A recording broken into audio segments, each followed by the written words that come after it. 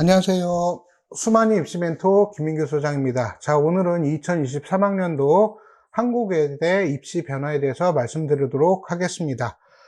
자, 한국외대 같은 경우에 학생들이 가장 많이 하는 질문 중에 하나가 뭐냐면, 선생님, 저 특목자사고 학생인데요. 한국외대 학교장 추천 전형 지원하면 안 되나요? 라고 하는 질문들을 꽤 많이 받고 있습니다. 자, 그런데 다른 교과 전형 같은 경우에, 특히 연세대 교과 전형 학교장 추천 같은 경우에는 작년에 일반고 학생들의 합격 비율이 99% 가까이 되었습니다.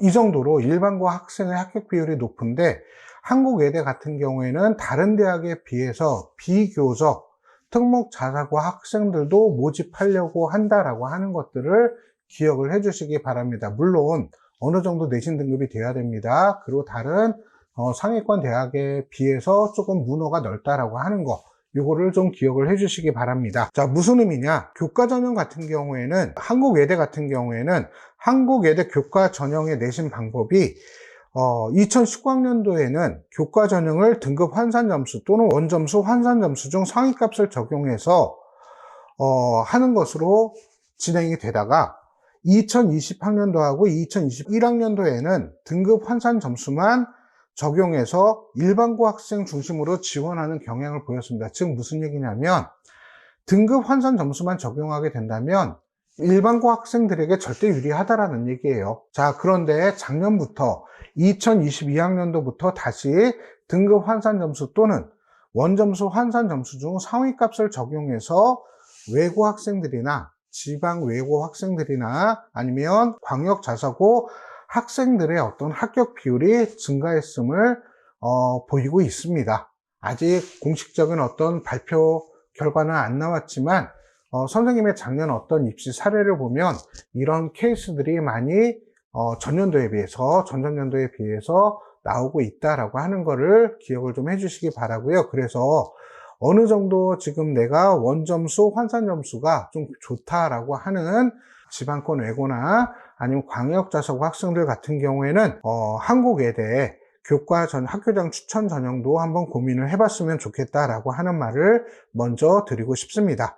자, 그래서 모집 인원을 잠깐 체크를 하게 된다면요, 2023학년도 같은 경우에는 학교장 추천 전형 200명 모집합니다. 작년에 비해서 2명 증가했고요. 자, 면접형 같은 경우에 220명으로 57명 증가했어요. 대신 서류형으로 57명이 감소해서 217명 모집을 합니다. 즉, 감소한 서류형 모집 인원만큼 면접형이 증가했다라고 하는 거 기억을 해주시기 바라고요. 그 다음에 논술 전형은 313명으로 변화가 없습니다. 그리고 정시 같은 경우에는 가군에서 210명 모집하고요. 그 다음에 나군에서 400명 모집하고 다군에서 64명 모집해서 14명 정도가 증가했다라고 하는 것만 기억을 해주시기 바랍니다. 그리고 작년에 학교장 추천 전형, 교과 전형 같은 경우에는 고교별 20명까지 추천 가능하다라는 거 변화 없고요. 그 다음에 교과 100%로 일괄 반영한다라고 하는 거, 작년에는 출결 봉사도 반영을 했지만 이렇게 교과만 반영한다. 사실은 교과 전형에서 출결 봉사 큰 의미 없어요. 왜 그러냐면 거의 다 만점 받습니다. 그렇기 때문에 교과 100%로 모집을 한다라고 하는 거 기억을 해주시고요. 그 다음에 면접형의 경우에 1단계에서 3배수 모집을 하고요. 2단계에서 면접을 진행하는데 면접의 퍼센테이지가 30%에서 40%로 증가했습니다. 이 얘기는 뭐냐면 면접에서 변별력이 더 강화되었다라고 해석을 해주셔야 될 것 같습니다.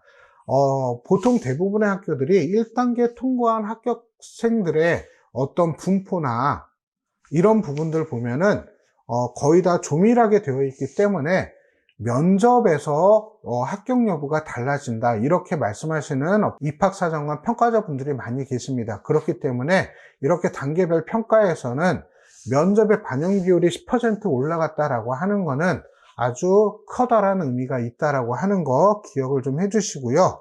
자, 서류평가 요소에서 탐구 역량이라고 하는 것들을 이제 강조하기 시작했습니다. 이 부분은 선생님은 이렇게 해석을 합니다. 어떤 것이냐면, 작년에는 학업 역량이라고 하는 평가 요소가 있었는데 올해는 탐구 역량이에요. 한국외대 같은 경우에는 지난 3월달 정도에 발표를 했었어요.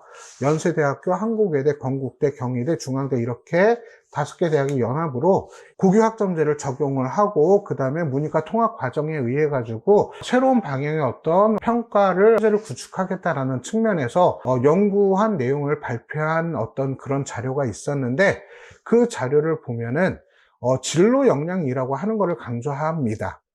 자, 그럼 이 진로 역량에서 중요한 건 뭐냐면 위계 과목에 대한 어떤 강조를 하고 있습니다. 자, 그런 의미로 어떤 위계 과목과 병행해서 내가 어떤 지원 학과에 대한 탐구 역량을 어느 정도까지 보였는지를 중점적으로 평가하겠다라는 어떤 의미로 해석이 되고요.